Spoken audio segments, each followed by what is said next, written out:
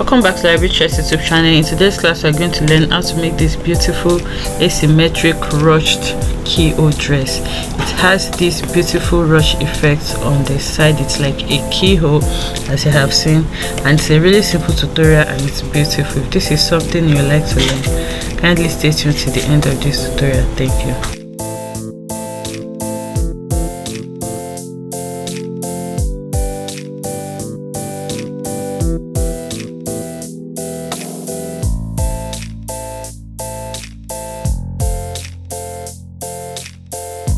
Okay, so we are going to be starting with our basic dress block. This is my armhole line, this is my waistline, this is the hip line, and the full length is 60. So I have my full length marked here. So I'll start with drafting my shoulder first. The shoulder I'm working with is 14 inches divided by 2 is 7. So I have 7 inches here. I'm going to mark 3 inches for my neck width, and here I'm going to come down by 1 inch for the shoulder slope. The neckline is an asymmetric neckline, so I'll still leave it as it is. The pattern is on fold so that I can mark out my neckline. So here I'm going to mark my bust point. The bust is 9.5. okay, that's 38 divided by 4, 9.5. and then I'm going to add 1 inch for seam allowance. So here I'm going to go ahead and connect. So for my armhole line, my actual armhole line is 8.5, but I marked 8 inches because I'm working with a stretchy fabric and it does not have a sleeve, so I don't want it to be exposing too much. That was why I left it at 8 inches. So here I will move to my waist.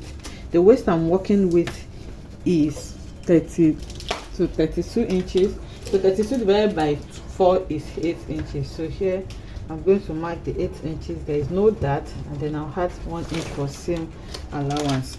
So after that, so the hip is 44 divided by 4 is 11. Okay, so here I'm going to mark 11 inches, and then I'll add 1 inch for seam allowance. So what I'm going to do now is to go ahead and connect all of this together. So this 11 inches that I have here is what I'm going to mark to the head. That's the full dress length. So you can see how I've connected it. Sorry, I'm just trying to make sure that everything matches. So this pattern already has the allowance. So here now I'll mark the same 12 inches plus allowance. 11 plus 1, that's 12. So this 12 inches now I'll mark it to the hem so that I can complete my full dress length. So I am going ahead to cut it out, as you can see. So this is a full dress block. So this dress has like a C cut here, which is ruched. One side of the dress is fitted. It's going to maintain this shape, while on the other side of the dress it has this fullness, which you're going to be achieving with slash and spread method. Okay, so those are the variations. And also on the neckline, like I said, it has an asymmetric neckline.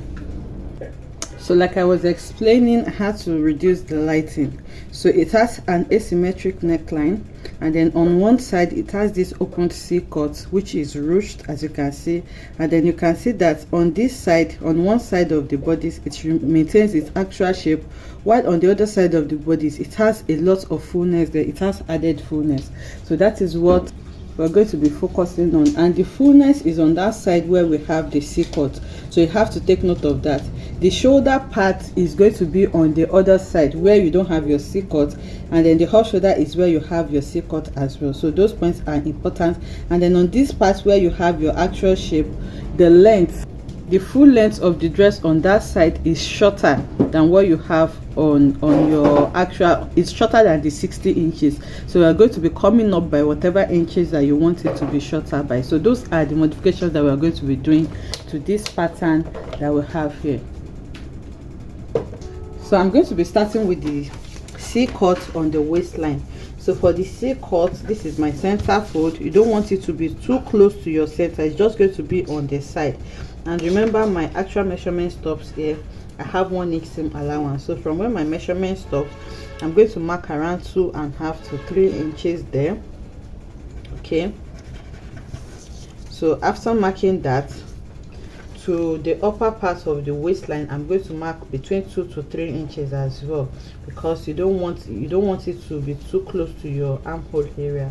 So here I think I'm just going to mark around 2 to 3 inches. Here I'm marking 3 inches again, of 2.75 here. And then now to the lower part where we're going to be doing the stretch and spread, I'm going to mark around 6 inches to the down part, because by the time we reach it, it's going to make the circle smaller. Remember, what we took here is not so much. So when you draw your rope, you don't want the circle, the C-cut, to close completely. So that's why I'm increasing what I have here. So here I'm just going to leave it at around 6 inches. So what I'm connecting now, I'm going to connect from here to here, and then from here I'm going to connect like this to form the C-cut that I need. So you can use your free hand for this, or you can use a cuff if you feel that you have a cuff that will make your work finer and easier. So here I'm connecting from here to here, and then from here now I'm going to find a way to connect as well. So you make sure that you blend everything in. You don't want any part to be looking awkward. Just blend it in as much as possible. Okay, so now the C-cut part is done. So the next thing now is to create that fullness that we have there. So for the fullness, I'm going to maintain what I have here and then mark it down. So to know what you have there, I'm just going to mark from the center front so that it can be uniform.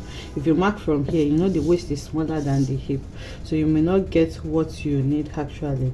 So here I'm marking around, I have around 5.5 inches here, so I'll just go ahead and mark the 5.5 inches here as well, and then I'm going to mark that all the way to the hem. Okay, I'll make that into a straight line. So for guidance again, you can keep marking what you have there. So now remember, this is just on one side. The other side is going to maintain the actual measurement that we have. So after marking it like this, the next thing is to create your slash line for just this space. So you can make sure what you have there. So I have about 6.5 inches, so I'm just going to mark from my, sorry, this is your seam allowance, so that's not included. So from here I'm just going to mark like 1.25 intervals. So that's like dividing it into 5 or so. Okay, so I'm just partitioning it, and then I'm going to rule it downwards to form my slash line. So here I'm going to remove the 1 inch seam allowance before I start marking the slash lines. So all these lines that I'm marking now, I'm going to make it into a straight line. So I have marked this down now, as you can see. So we are going to be slashing and spreading this side to have added fullness. So I'm just going to label it so that by the time I slash it, I'm not going to get confused. So now that is out of the way, I'm going to open up the bodies so that I can mark out my neckline. Remember, the off shoulder part is going to be this part that has this rucheness, whilst the part with the shoulder is going to be this other part. So now what I'm going to do now is to go ahead and take my curved ruler and then connect from where my shoulder stops. My shoulder stops around here. Okay, so from here now I'll just take my curved ruler and then connect and match it up with what I have on my armhole. I hope my camera is capturing it. So from this shoulder area, I'm connecting it just like this. Okay, so after connecting now, I want to check my neckline. If you check your neckline, the neckline is very small. This is the center. You can see the crease line, so I purposely connected like this so that you can see the difference. So if you're okay with this neckline, is fine, but for me this is quite high. So the best thing to do before you connect is to just come to your center and determine the actual neck width, that neck depth that you want in your central front. So for me, I'm going to choose around 4 inches. So now instead of just connecting like this, what you're supposed to do is connect from your shoulder to this neck depth that you want first, which is 4 inches in this case, and then from that 4 inches now I'm going to go ahead and connect to my armhole.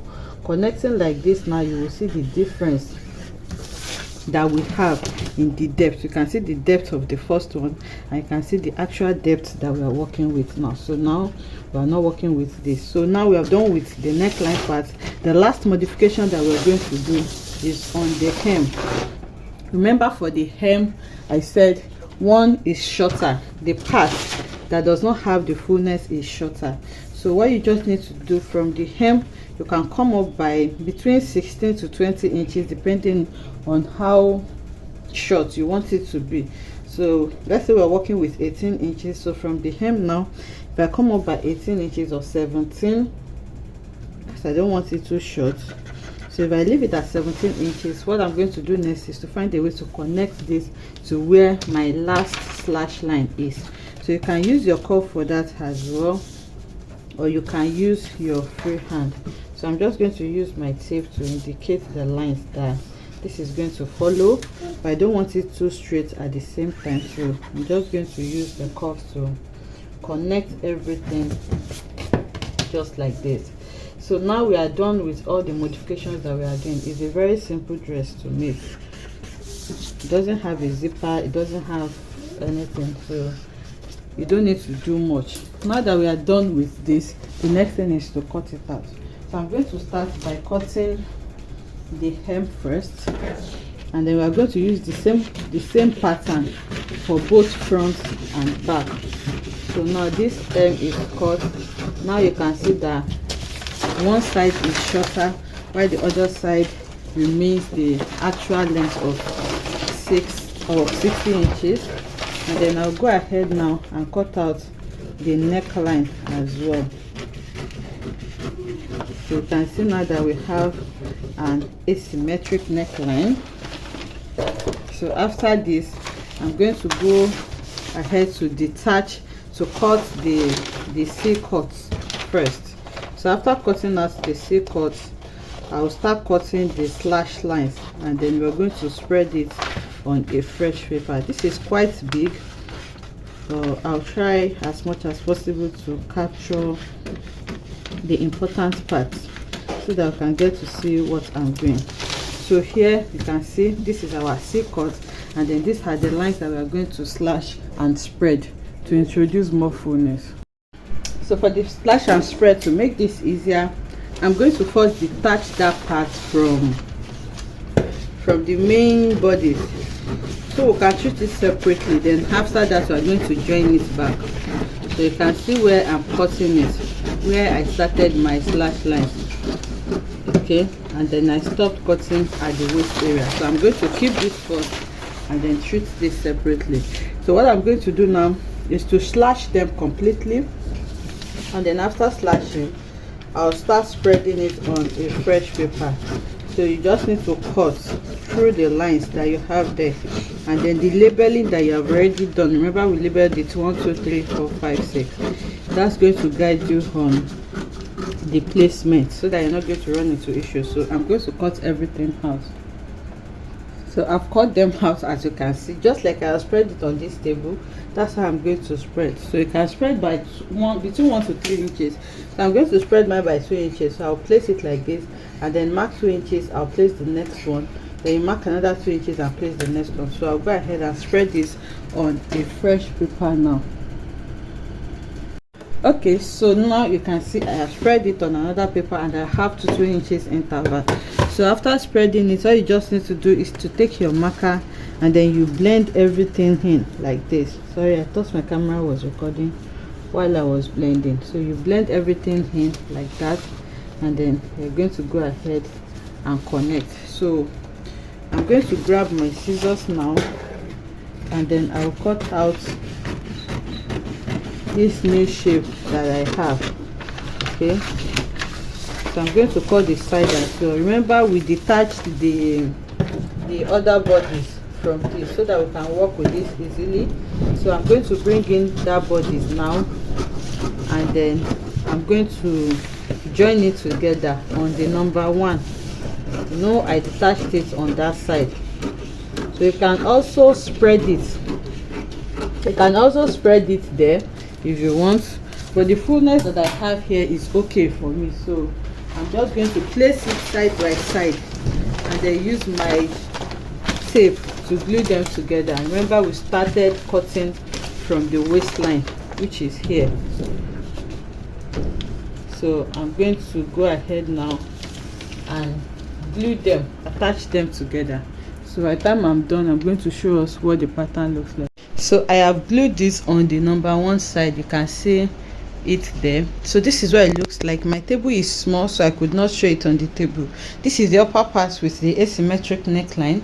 This is the extension that we have there. You can see the C-cut, and you can see that it is extended on the lower part now because of the fullness that we added with our slash and spread.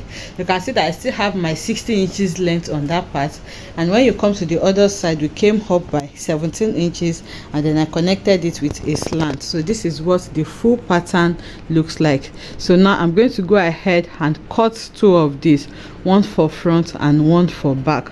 So after cutting them, what you just need to do is to join it on the shoulder, join it on the side. So you're going to join this side together, and then you're going to join the other side before we create channel for the ruche part, and then we hem the neckline. So I'm going to do all of this step by step. I just thought to show us here now that I can show the full view of what the pattern looks like.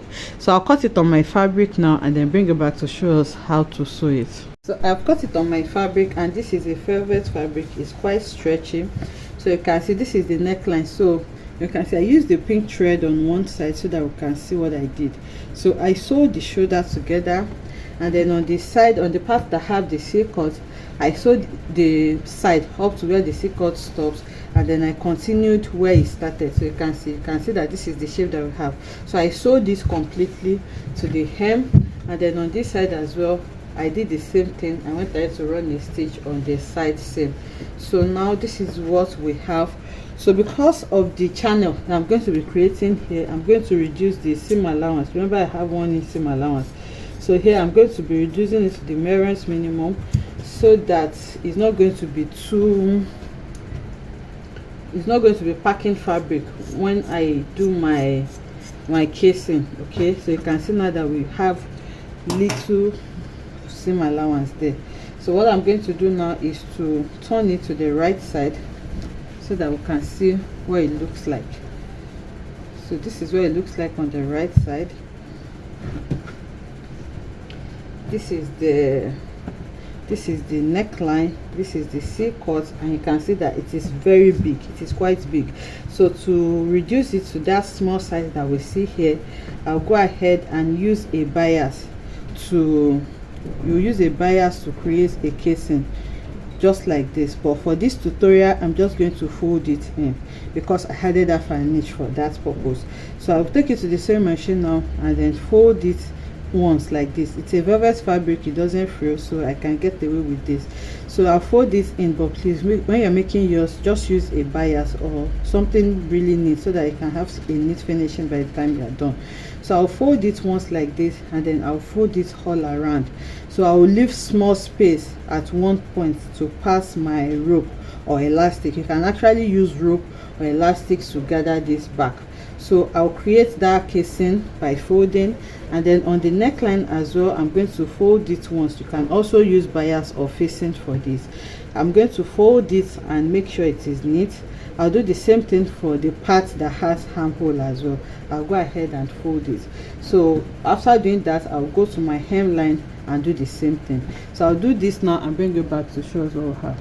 I've gone ahead to hem it. You can see now that the neckline is clean, as well as the armhole area. So please use a facing or a bias to do yours. This is just a tutorial.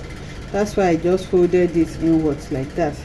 And then for the casing, I also folded the casing, the area that I want to add casing to, and then I left a space somewhere to pass my elastic. Okay, so this space, so you can either use a rope that you can adjust yourself, or you use the elastic to gather it. So I have this black tiny elastic, and then I'm just going to be passing it around. Okay, and then I'm going to drag it by the time I'm done to my satisfaction. So once I drag it to somewhere I have, I'm going to sew it close there. So it's as simple as that. You can see I'm passing it. So if you are using rope, this is the same way you're going to pass your rope. You just bring out the two ends of the rope here, and then you use that to drag it to the size that you want. So I've passed it to the end, and I'm going to bring it out from that same space that I left. Okay, so now you can detach the pin, but before that I just want to drag this a little bit more. So depends on the circle that you want. So you can see, although it's still an elastic, so it's still going to stretch for you to be able to wear it easily, and also the fabric stretches as well, so you're not going to have any issue with that. So once you have the appropriate circle that you want, I'm just going to cut the elastic there, and then I'll go ahead and sew it close at this point. So now I'll do this and take it to the mannequin so that we can see what it looks like. Okay, so I have sewn the elastic, and this is what it looks like. You can see the neckline area of the dress, and you can see the effect that this ruche is giving. It's just looking like that side is draped, and you can see the added fullness that we have on this side. So you make sure that your neckline is as neat as possible. You can use your facing or your bias, and you do the same thing on your armhole as well. So for this side, you can either use elastic like I mentioned, or you use rope. If you are using rope, you just find a way to tuck it in by the time you tie it, so that it's not going to show. I hope you enjoy making this with me. I'll see you in the next one. Bye.